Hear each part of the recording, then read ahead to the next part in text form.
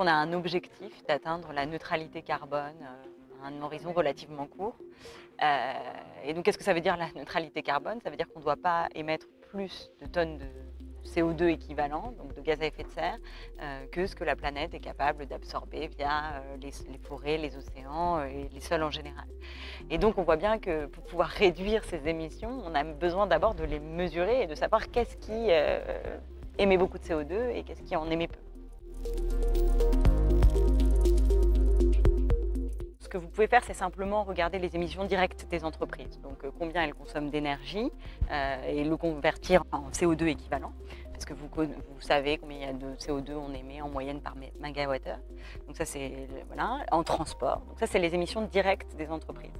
Ensuite il y a les émissions indirectes qui sont les émissions de l'amont, donc les intrants qu'elles utilisent, à quel point elles émettent ces intrants émettent du CO2, et puis les émissions en aval, c'est-à-dire les consommateurs qui utilisent le bien produit par l'entreprise, est-ce que ça les fait consommer ou pas? Typiquement, pour une entreprise pétrolière, si vous prenez l'ensemble des émissions, ça veut dire que vous prenez aussi dans les émissions de l'entreprise les émissions qui sont celles des consommateurs à la fin quand ils consomment leur essence, par exemple. La difficulté, elle ne réside pas tant dans la mesure des émissions à proprement parler de chaque entreprise ou même des ménages.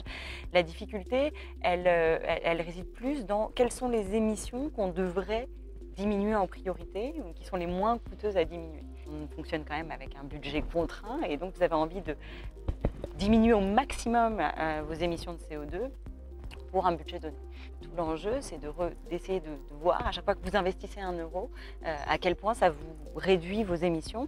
Et donc pour ça, ça veut dire que vous avez besoin d'avoir un scénario contrefactuel qui vous dirait, en l'absence de cet euro dépensé, combien vous aurez émis et maintenant combien vous émettez.